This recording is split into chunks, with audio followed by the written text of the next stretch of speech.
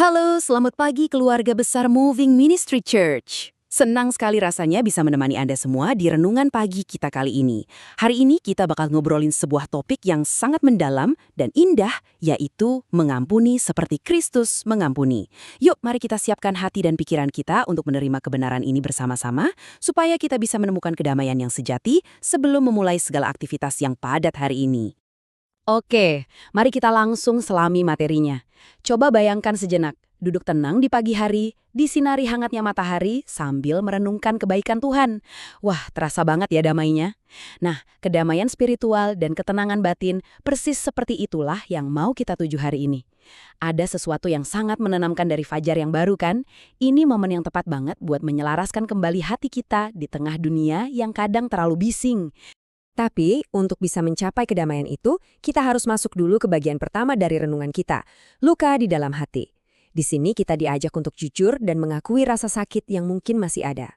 Sekarang, coba tanyakan pertanyaan reflektif ini langsung ke diri sendiri. Apakah ada luka yang masih terasa di hatiku pagi ini? Coba benar-benar lihat ke dalam hati Anda.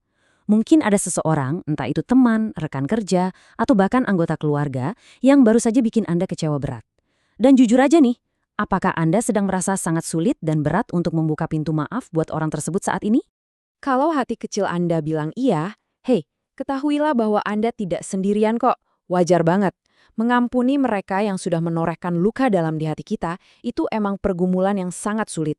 Menyimpan rasa sakit dan marah itu seolah jadi respons insting paling alami buat kita sebagai manusia. Tuhan sangat mengerti emosi yang lagi Anda rasakan. Tapi, meskipun menyimpan luka itu wajar, materi ini mau ngingetin kita kalau selalu ada jalan ke depan yang jauh lebih baik dan memerdekakan. Dan jalan keluar itu ada di bagian kedua kita, teladan kasih Kristus, yang menjadi standar ilahi buat hidup kita. Mari kita resapi bareng-barang ayat utama yang jadi fondasi teguh renungan kita pagi ini. Dari surat Efesus pasal 4 ayat 32, dikatakan, "Tetapi hendaklah kamu ramah seorang terhadap yang lain, penuh kasih mesra dan saling mengampuni, sebagaimana Allah di dalam Kristus telah mengampuni kamu." Luar biasa ya, ini bukan sekedar saran loh, tapi sebuah kebenaran kuat yang harus jadi cermin buat setiap interaksi kita dengan orang lain. Jadi, poin krusialnya itu di sini. Tuhan mengajarkan kita untuk mengampuni, bukan karena orang lain itu pantas atau layak menerima pengampunan kita, bukan itu alasannya. Tapi kita diminta mengampuni karena kita sendiri sudah terlebih dahulu diampuni secara total oleh Kristus. Hutang dosa kita yang segunung itu sudah Dia lunasi, dan karena itulah Dia meminta kita untuk meneruskan anugerah pengampunan itu kepada mereka yang bersalah sama kita. Nah, sekarang kita beralih ke bagian ketiga buat memaknai ulang hal ini, yaitu hadiah untuk diri sendiri. Perbandingan ini pas banget buat meluruskan pemahaman kita. Mengampuni itu bukan berarti kita melupakan apa yang terjadi atau membenarkan kesalahan orang tersebut. Kesalahan dia tepat kesalahan. Sebaliknya, mengampuni adalah tentang melepaskan beban kepahitan dari dalam hati Anda. Ini tentang membebaskan diri Anda sendiri dari racun kebencian yang kalau didiamkan malah bakal menggerogoti kedamaian jiwa Anda sendiri. Makanya, motivasi hari ini tuh ngena banget. Mengampuni adalah hadiah yang kamu berikan untuk dirimu sendiri. Tolong simpan pesan ini baik-baik di hati Anda hari ini. Lepaskanlah beban dendam itu dan rasakan kebebasannya. Saat Anda memilih untuk melepaskan kepahitan, Anda itu ibarat sedang membuka kunci penjara untuk hati Anda sendiri. Percaya deh, ini langkah paling fundamental untuk merasakan kelegaan yang sejati. Setelah memahami esensinya, lalu bagaimana prakteknya? Kita sampai di bagian keempat, doa kemerdekaan hati sebagai langkah pelepasan kita.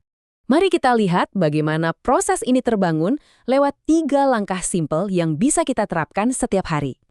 Langkah pertama, pilihlah untuk mengampuni. Ingat ya, ini sebuah keputusan, bukan sekedar nunggu perasaannya enak dulu. Langkah kedua, biarkan kasih Kristus mengalir. Mintalah kekuatan darinya untuk memampukan Anda. Dan langkah ketiga, rasakan kebebasan. Saat hati udah nggak terikat rantai dendam, damai sejahtera itu bakal otomatis ngisi ruang hati kita. Nah, sebelum kita memulai aktivitas hari ini, yuk kita ambil waktu sebentar. Dimanapun Anda berada saat mendengarkan renungan ini, mari tundukkan kepala sejenak.